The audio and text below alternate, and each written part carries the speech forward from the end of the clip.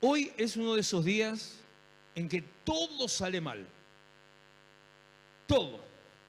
Por eso son los días en los que uno tiene que ponerse en perro, en terco, no me cuesta nada, en rebelde, menos me cuesta, de pararse ahí, bueno, terco ya lo dije, no sé qué otra cosa agregarle. Tuvimos un corte de luz temprano, mucho antes de comenzar la reunión, que dio vuelta a la iglesia. Cosas se rompieron, otras se quemaron, otras se desconfiguraron, algunas no andan, otras andan mal, otras andan más o menos, otras andan bien. Así estamos de a poco empezando a volver a la vida.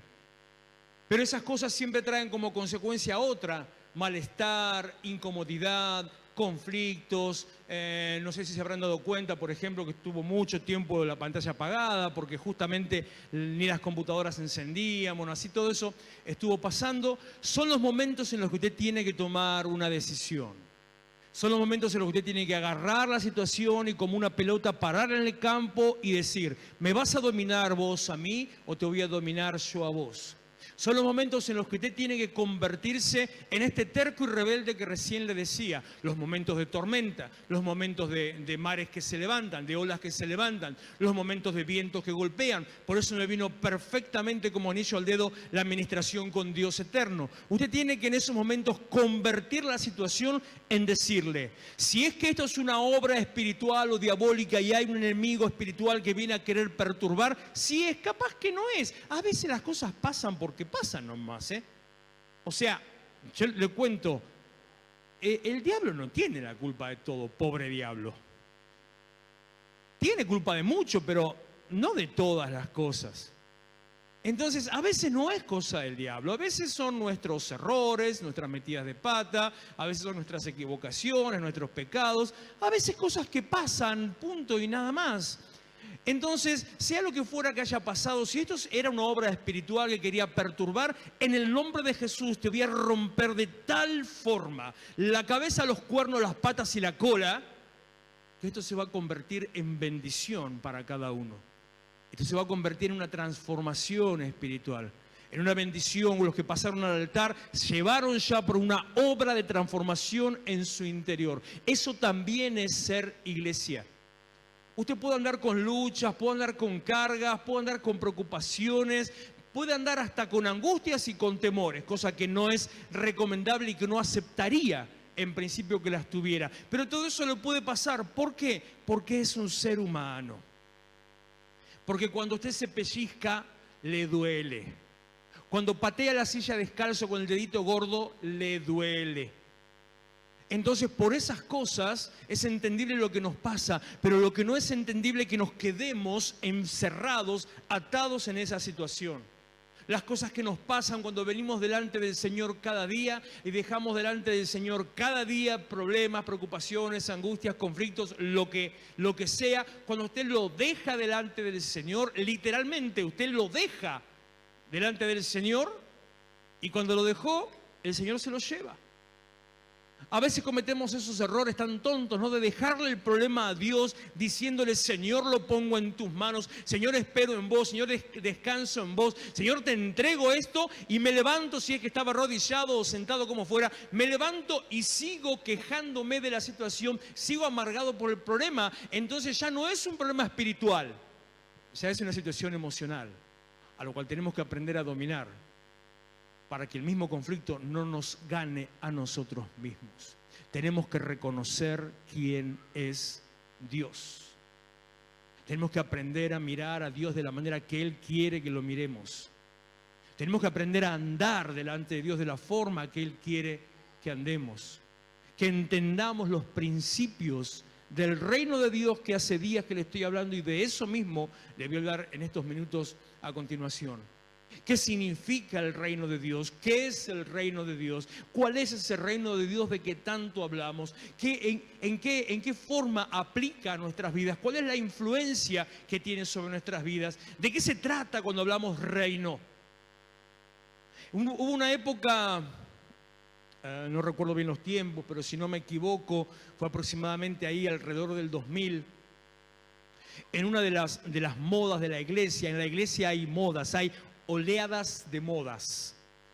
Así como con la ropa o con la cultura, que van cambiando y algunas cosas vuelven y otras más o menos se readaptan o se reescriben. Bueno, en la iglesia pasa lo mismo. No es que Dios lo haga así, es que la iglesia también está formada por gente y la gente lo hace así. Y si no me equivoco, sí, alrededor del 2000, por ahí, o en la primera década, se hablaba muchísimo respecto del reino, del evangelio del reino, de entender el reino, de vivir el reino. Y ese concepto de vivir el reino ya lo empezábamos a llevar para otro lado. Algo había dicho en el devocional de esta mañana, después lo corté porque se me había hecho muy largo, entonces esa parte no salió. Pero la desviación del evangelio del reino se convirtió en un evangelio de plata, plata, plata. El evangelio solamente de ser enriquecido, el evangelio de la prosperidad, así como se le conoce también. Un evangelio que dice que se manifieste, para que se manifieste el reino, vos tenés que dar, pactar, sembrar y seguir dando y dar más y diezmar el doble y diezmar el triple. Y de esa manera vas a empezar a recibir, y cuando lo empieces a recibir, ahí se va a manifestar el reino. Y vos vas a saber que el reino se manifiesta cuando, por ejemplo, qué sé yo, te pudiste cambiar el auto, entonces ahí estás mostrando el reino de Dios. Te mudaste de una casa mejor, estás mostrando el reino de Dios. Andás mejor vestido, tenés mejor trabajo, estás mostrando el reino de Dios. Pero eso no es el reino de Dios. Eso es algo que puede ser parte del reino de Dios o puede ser una consecuencia de la vida en el reino de Dios, según lo que Dios tenga para nosotros, el plan de Dios y cómo nosotros nos comportemos. Muchas veces digo esto, bueno, capaz que no tanto en un culto, pero sí lo hablo muchas veces con los varones, que en realidad usted no necesita a Dios para hacer plata, no necesita a Dios para ser prosperado, no necesita a Dios para enriquecerse. Simplemente con tener un buen trabajo o un buen emprendimiento o romperse bien el lomo con lo que tenga que hacer o laburar de sol a sol y tener una visión, dirección, estrategia aprendida o nata o la que fuera y meterle mano a eso, suficiente. Hay un montón de gente que no tiene a Dios y es gente adinerada, y no es porque hagan pactos diabólicos, simplemente porque es gente de guita, nada más. El reino de Dios pasa por otro lado, y sí, como consecuencia de la vida del reino puede ser que usted sea bendecido y va a ser bendecido económicamente. Capaz que no va a ser rico. La meta nunca tiene que ser hacerse rico. La meta nunca tiene que estar en quiero enriquecerme. El concepto de prosperidad que decía la pastora, si no me equivoco el domingo lo mencionó la pastora, el concepto de prosperidad no es que me sobre plata, no es que yo esté lleno de plata. El concepto de prosperidad es que yo tenga lo que necesito y que no me falte nada. Que no me falte nada. Poder desear una cosa, querer algo, tenerlo. Poder, tal vez, yo creo, alguna vez lo manifesté así, de esta manera, que creo que en esta época sería de tremendo testimonio, ¿no?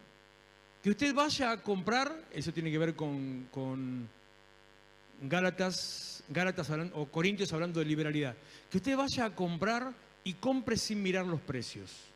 ¿Le gustaría? Está bueno, ¿no? Va, no sé, alguno medio peligroso, capaz que pum, pum, pum. Comprar sin mirar. Que vuelvas a tu casa o te encuentres con alguien y te pregunte, ay, ¿compraste esto? ¿Cuánto estaba? Ah, no sé, mira, yo agarré así, no sé cuánto estaba. Y si es la cuñada, mejor todavía, ¿no? Ah, ¿viste? Nada, si son tremendos. Son bar. Eso es prosperidad. No se trata de tener mucho, sino de que no me falte. Eso sí es una característica del reino. Una vida próspera en el sentido de poder vivir en forma abundante. Como dice Juan capítulo 10, versículo 10, que el Señor vino para que tengamos vida y una vida en abundancia.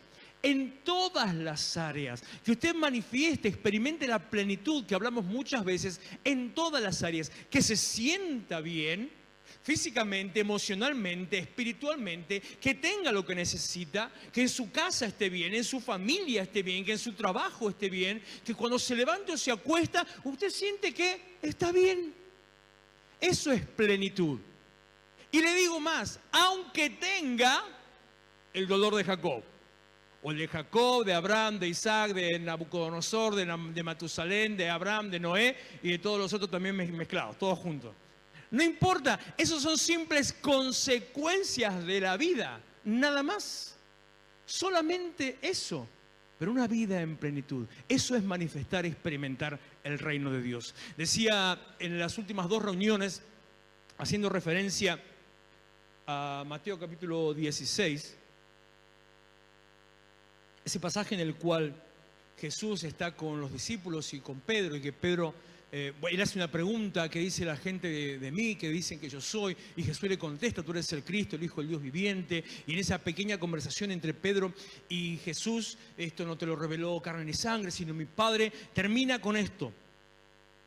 Tras la revelación de quién era, que esto se lo dije la semana pasada, la revelación vino de la transformación de Pedro. Pedro pasó a ser otra persona a través de la revelación. Jacob pasó a ser otra persona después de la revelación, cuando entendió con quién estaba peleando, cuando aquel con quien estaba peleando le metió la mano, el puño, lo que sea, en el costado. Cuando se dio cuenta con quién estaba, eso trajo transformación. Y Jacob dejó de ser Jacob y empezó a llamarse Israel. Y Pedro en realidad dejó de llamarse Simón y empezó a llamarse Pedro. Una transformación. Cuando vos tenés revelación de con quién estás, no podés seguir siendo la misma persona. No podés seguir siendo igual, ni siquiera podés seguir pensando igual. Aunque en tu interior haya cosas que te quieren hacer pensar como antes, que te quieren hacer tirar para atrás, hay una lucha, empieza la verdadera lucha espiritual, que la verdadera lucha espiritual no es contra el diablo, no es contra los demonios, la verdadera lucha espiritual es contra vos, contra tus pensamientos, tus luchas, contra tu carne, contra las tentaciones. El diablo me tentó, pero vos decidís. Y ojo, porque muchas de esas tentaciones no son tentaciones, sino simplemente Dios corriéndose a ver cómo actúas en medio de una determinada situación. Muchas veces no es el diablo mojándote la oreja o pinchándote. Muchas veces es Dios simplemente levantando las manos, corriéndose a un costado a ver cómo actúas en una determinada situación. Eso es lo que se llama una prueba de crecimiento, en la cual salís aprobado o desaprobado. Y termina ese pasaje diciéndole, después de esa transformación, y a ti yo digo que tú eres Pedro, y a ti te daré las llaves del reino de los cielos, y las puertas del Hades no prevalecerán contra ella, que hablamos de eso el día sábado, miércoles y sábado, haciendo más énfasis el día sábado. La llave del reino de los cielos. En Mateo capítulo 6, ahí sí vamos, por favor. Mateo capítulo 6, una conversación entre Jesús y los discípulos y los fariseos que estaban alrededor de él, después de una gran prédica de horas y horas que Jesús estuvo predicando, les dice a ellos, mire lo que empieza a decir, le voy a leer un párrafo un poquito largo antes de entrar en el punto específico. Mateo capítulo 6, versículo 1, guárdense de hacer vuestra justicia delante de los hombres para ser vistos de ellos, de otra manera no tendrán recompensa de vuestro Padre que está en los cielos. Cuando pues den limosnas, no hagas tocar trompeta delante de ti, como hacen los hipócritas en las sinagogas y en las calles, para ser alabados por los hombres. De cierto les digo que ya tienen su recompensa. Mas cuando tú des limosna, no sepa tu izquierda lo que hace tu derecha, para que sea tu limosna en secreto, y tu Padre que ve en lo secreto te recompensará en público. Y cuando ores, no seas como los hipócritas, porque ellos aman el orar en pie en las sinagogas y en las esquinas de las calles para ser vistos de los hombres. De cierto les digo que ya tienen su recompensa, mas tú cuando ores, entra en tu aposento y cerrada la puerta, ora a tu Padre que está en secreto, y tu Padre que ve en lo secreto te recompensará en público. Y orando no uséis vanas repeticiones como los gentiles, que piensan que por su palabrería serán oídos. No se hagan pues semejantes a ellos, porque su Padre sabe de qué cosas tienen necesidad antes que ustedes le pidan. Ustedes pues orarán así. Se presenta Jesús delante de todos ellos, fariseos y discípulos, encara directamente a los fariseos y les dice, el reino de Dios, la vida espiritual, la relación con Dios, no es lo que ustedes están haciendo. Vivir el evangelio, no se lo decía de esa manera a ellos en ese día. Él era el evangelio que iba caminando, así que él no hablaba de evangelio, aunque él decía, vengo a traerles buenas noticias. Cuando empieza el capítulo anterior, empieza diciendo, bienaventurados los, Jesús está siendo evangelio, dando buenas noticias. Pero entonces a esto les está diciendo, la forma de relacionarse con Dios, la vida espiritual, la vida para ellos judía en ese momento, la verdadera religión, como dice Santiago, el apóstol Santiago, la verdadera relación con Dios y la práctica de esa relación con Dios no es nada de lo que ustedes hacen, le está diciendo. La verdadera religión no es venir a cantar o a tocar un instrumento para ser visto.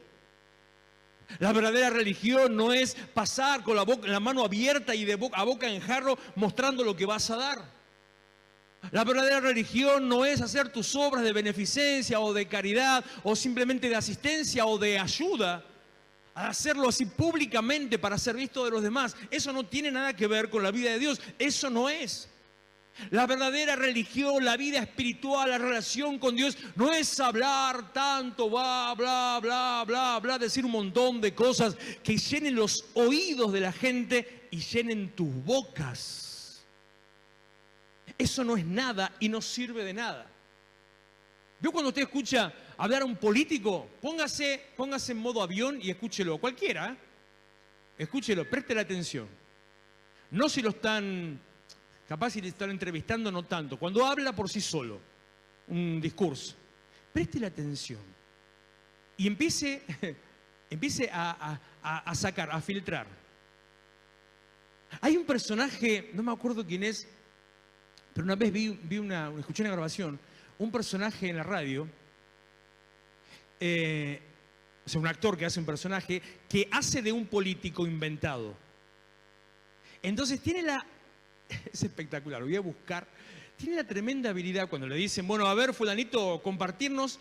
Habla y no dice nada. Y ese personaje a propósito hace eso, llena de palabras, llena de sinónimos, llena de repeticiones, algunas palabras inventadas y no dice nada. Pero usted que lo escuchó el global, dijo, ¿cómo sabe? Mirá, no, vamos a votar a este. Haga lo mismo con cualquiera, empiece a escuchar lo que dice, empiece a prestar atención y va a ver que de la mitad de las cosas que dice, la mitad son palabras repetidas que son huecas, la mitad son lugares comunes, siempre las mismas expresiones, siempre las mismas ideas, los medios hegemónicos, los grupos sociales, el poder imperialista. Ya cansa, hermano, para un poco. Decir algo en concreto. De esa manera se conducían los religiosos de la época de Jesús y de esa manera nos podemos conducir también muchos de nosotros. Hablando para que me escuche, para endulzar el oído y para llenar mi boca de alabanza. Hablar para que suene bonito, para que se escuche lindo, para impactar, para llamar la atención. Nada de esto, dijo Jesús, es vida espiritual. Nada de esto es relación con Dios. Y a cada uno de ellos les dice, si vos venís a hacer esto de esta manera, ya tuviste tu recompensa. ¿Qué quiere decir? Que va a tener una recompensa. ¿Querías fama? Vas a tener fama. ¿Querías reconocimiento? Vas a tener reconocimiento. ¿Querías ganar plata? Vas a ganar plata. Pero no esperes recibir otra cosa. No esperes más que eso. Vas a tener lo que querías en ese momento, pero no esperes nada más que eso. Ahí se terminó. Es la ventaja con Dios. Si usted se acerca a Dios buscando la bendición, se va a encontrar con la bendición. Y la bendición se le termina y no tiene ni siquiera a Dios. Pero si se acerca a Dios buscando a Dios, vas a tener a Dios. Y con Dios toda la bendición que no termina, porque Dios no se acaba. Es un cambio también de cómo miro, de a qué vengo, a qué vengo a la iglesia, para qué estoy acá, a qué vengo al culto, miércoles, sábado o un domingo, ¿a qué? ¿Vengo a sanarme? ¿Vengo a buscar una bendición? ¿Vengo a que oren por mí? ¿A qué? ¿Vengo a escuchar una palabra? Porque sería una respuesta válida, buena. Y tampoco es lo correcto. Entender cambio de percepción, un cambio de chip. Un reseteo de la cabeza, entender que vengo a encontrarme con Dios, a darle a Dios. No vengo a recibir, no vengo... ¿Sabe qué? Esto alguna vez lo dije, después dejé de decirlo porque es para confusión. Así que ahora lo menciono y si se confunde le pido perdón y lo vuelvo para atrás. Ya avisé, el que avisa no traiciona. Aún incluso decir buscar a Dios es incorrecto en sí mismo. Primero porque Dios no se perdió. Segundo porque Él está siempre ahí. Así que no tengo que buscar a Dios. Quitada la posibilidad de confusión o lo que sea, ¿a qué vengo? No vengo a buscar a Dios. Vengo a darle a Dios. Vengo a poner mi vida delante de Dios. Vengo a entregarle adoración. Vengo a presentarme en sacrificio vivo. Vengo a poner mi vida yo mismo, a ponerme a mí. Ay, pastor, te habla todo de yo. Sí, burro, pero de que me estoy poniendo delante de Dios. Porque para criticar encontramos de todo. Mientras estaba hablando sobre el pasaje de no muestre las ofrendas, me acordaba al mismo tiempo que hablaba, me acordaba cómo le dan en las redes a Dante Gebel. Y cómo le gusta contestar, qué pico largo que tiene, sinvergüenza. ¿Cómo le dan? Cada vez que hace alguna obra de beneficencia, que hace muchísimas, salta alguno ahí enseguida que no vea tu mano derecha lo que hace tu mano izquierda. No se refiere a eso. No te está diciendo que tenés que hacer las cosas a escondidas. Lo que está diciendo es que no lo hagas para ser vistas. Pero si se ven, no está mal. No es que tenés que esconderte. La vieja escuela, o no sé si tan vieja, nuestra generación cristiana, sabe que usted va a contar una ofrenda, recibe una ofrenda y encontraba, ahora ya no sucede, pero encontraba algunos billetes que tenía que agarrarlos con pinza de depilar para poder abrirlos del bollo que le hacían, para que no se vea lo que le estaba dando al Señor. Y era una cosa que parecía un papel de caramelo, y ahí usted lo podía desenredar y estaba el billete. Hecho percha, obviamente. Pero no es que lo tienen que esconder porque si lo ve el de al lado estoy pecando. No, lo que está diciendo el Señor, no lo hagas para mostrarte. Si en tu corazón está el mostrarte, no lo hagas. Si en tu corazón está adorar, que lo vea todo el mundo. ¿Qué tiene que ver? Esta no es la religión correcta. Esta no es la manera de presentarte delante de Dios. La manera, versículo 9, empieza diciendo, ustedes van a orar así. Y el Señor presenta un esquema de oración, un orden de oración, y con ese orden de oración, un orden de prioridades. O sea, le podría decir, presenta una línea de subconjuntos. Primero esto, entonces esto, entonces esto. Se lo digo de otra manera, si vos querés esto, primero tenés que hacer esto. Si querés esto, primero tenés que hacer esto. Se lo digo de otra forma, no podés pedir aquello si primero no hiciste esto. Como en una construcción. Usted se compra un terrenito, o se lo regalan, o se lo choreó, no me importa. Y quiere hacerse una casita, o plantar una casilla, o lo que sea, tampoco me interesa. Pero ya sea que usted vaya a edificar una casa o plantar una casilla, si usted simplemente viene y empieza ahí arriba del pasto, empieza a levantar la pared, ¿sabe lo que va a pasar? ¿Sabe lo que va a pasar, no? Se le va a venir abajo. Si quiere construir un edificio y lo único que hace, cuando empieza a levantar las columnas, lo único que hace es hacer la terraza, no le va a servir de nada. Si cuando está haciendo el edificio no calculó cuánto tenía que ir hacia abajo, porque hay una relación directa entre los metros de altura con los metros hacia abajo. O sea, le cuento, no es que los edificios tienen subsuelos y garage en los subsuelos porque ya que estamos aprovechamos el lugar porque hay mucha gente. No, si no te hace subsuelos se caen. Por eso tienen subsuelos, porque si no se vienen abajo. Entonces ahí sí, aprovechan el lugar que ya tuvieron que hacer inevitablemente. No puede edificar lo de arriba si no edifica primero lo de abajo. O como tantas veces lo dije graficando con una camisa. Si a usted se le corta la luz como se nos cortó hoy y se tuviera que cambiar a oscuras, si usted se abrocha en primer lugar... Antes me cerraba este botón. Espera, vamos a disimular un poco. Si usted se abrocha primero aunque no vea nada... Todos los demás los va siguiendo sin mirar, se lo acomoda, ¿sí o no? Pero si usted empieza de abajo, a oscuras, cuando llega acá arriba le quedó la camisa. Primero lo primero, cada cosa en su lugar. Entonces el Señor les da un esquema, una forma, una estrategia, un orden y un orden de prioridades. Y dice, ustedes van a orar de esta manera.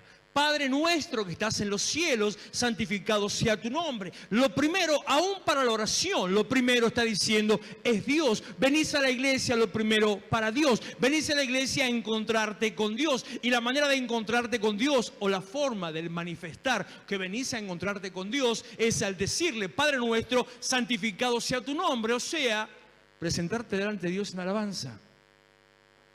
Presentarte delante de Dios en alabanza.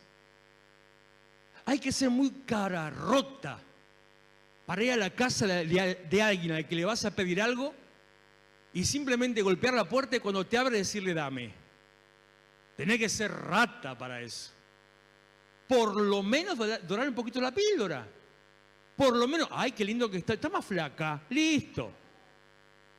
Listo. Entonces, por lo menos, pasaba por acá, tomamos unos mates, por lo menos. No te gusta el mate que hace, no importa, te quedás, conversás de los chicos, te muestra el álbum de fotos, sonamos. Ve a bancarte el álbum de fotos. Te muestra la foto del viaje de egresados o del viaje de luna de miel, mamita. Y peor si te pone el video. El video del casamiento te pone. Nosotros teníamos obviamente, bueno, en nuestra época, ojo con lo que voy a decir, cuando contratamos al fotógrafo para la ceremonia de casamiento, el fotógrafo nos ofreció, escuchá, Yaní, el fotógrafo nos ofreció algo moderno y era filmar el casamiento. Como, lo que a usted hoy le parece lo más normal, en aquella época era, ¿cómo es eso?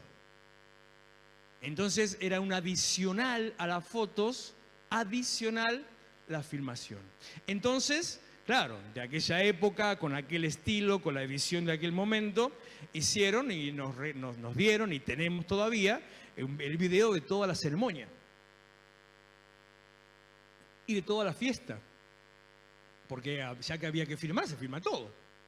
Entonces, toda la ceremonia, la cara de traste de mi vieja, todo salía. Toda la ceremonia y toda la fiesta, bailando el otro, viendo en el video la foto con este, la foto con el otro, viendo en el video cómo te quedabas en pose esperando que te saque, o sea, pésimo.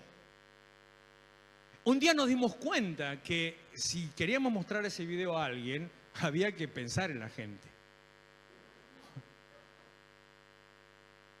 Claro, porque vos encima que le vas a obligar a mirar lo que no le interesa, le haces comer 1 hora y media de aburrimiento. Entonces hicimos una edición resumida, no me acuerdo si serían 15 minutos, no sé qué, pero era todo, pim, pa, listo, al grano ya está, la torta ya terminó. Así.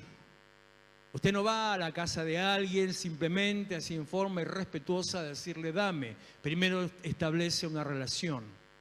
Entonces no puedo ir a Dios a pedirle sin entender que si yo estoy en relación y en intimidad, ni siquiera necesito pedirle, aunque ojo, debe pedirle, porque es parte del mismo proceso de esa relación.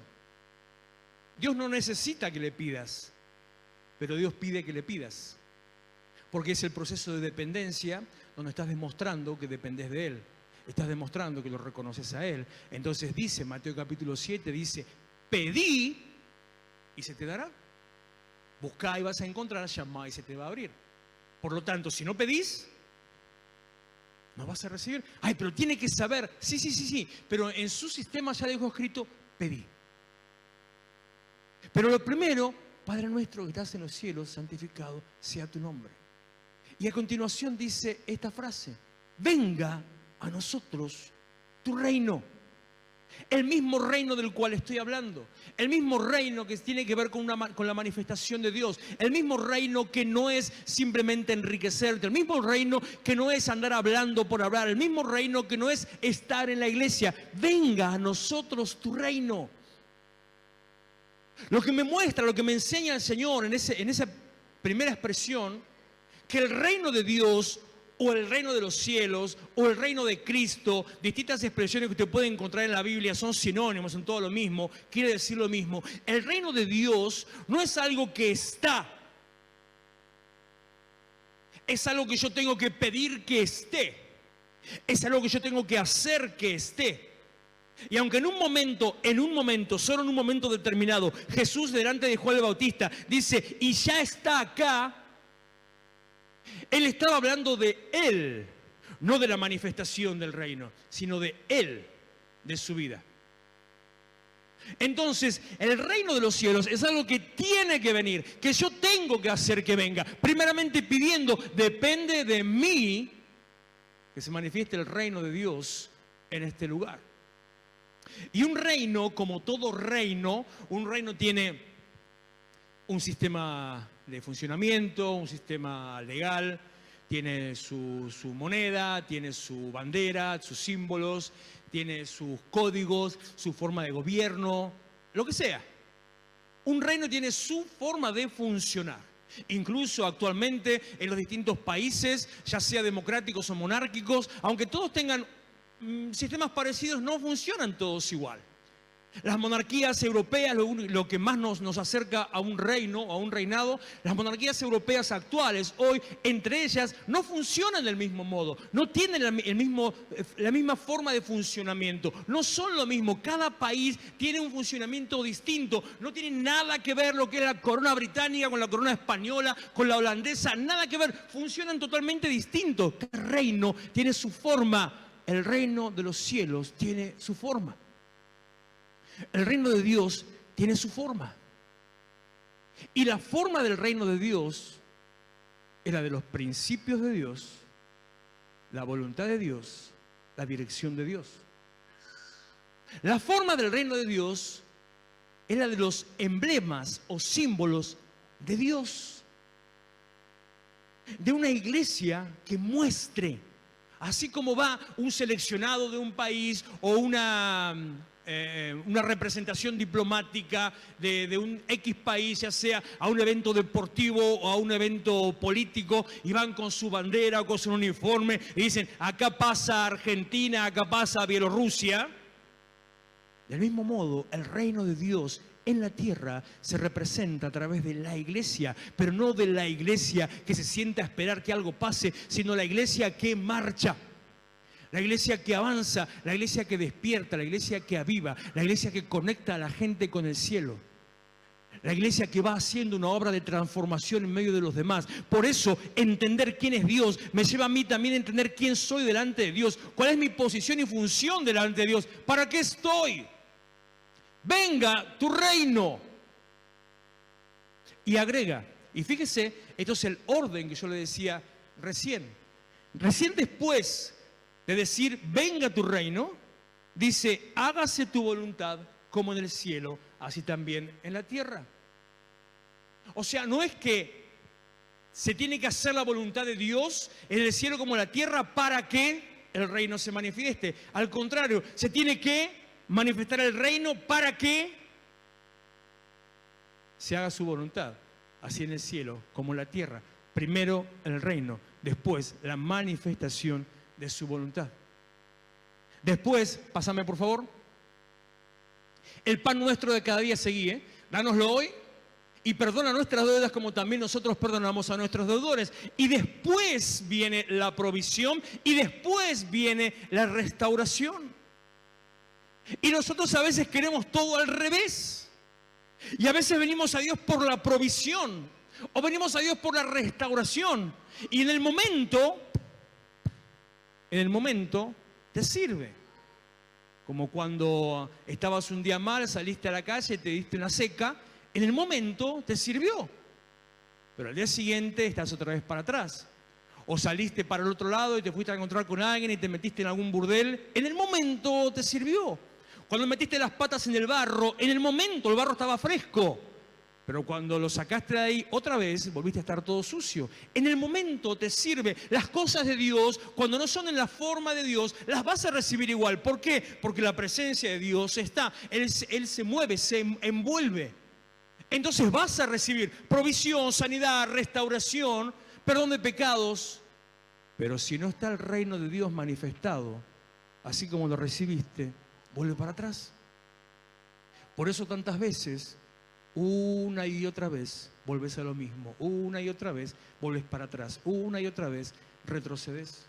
Por eso tantas veces nos convertimos nosotros en la Penélope, la que teje y desteje, y desteje y desteje. Y avanzaste. Recuerdo haber leído mis primeros años de conocer al Señor, hace muchos años. Creo que si no fue el primero, habrá sido el segundo libro que leí de temática cristiana, que se llama, espera que no me quiero confundir, dos pasos adelante, tres para atrás, o al revés, 3 pasos adelante, 2 para atrás, una de dos, así.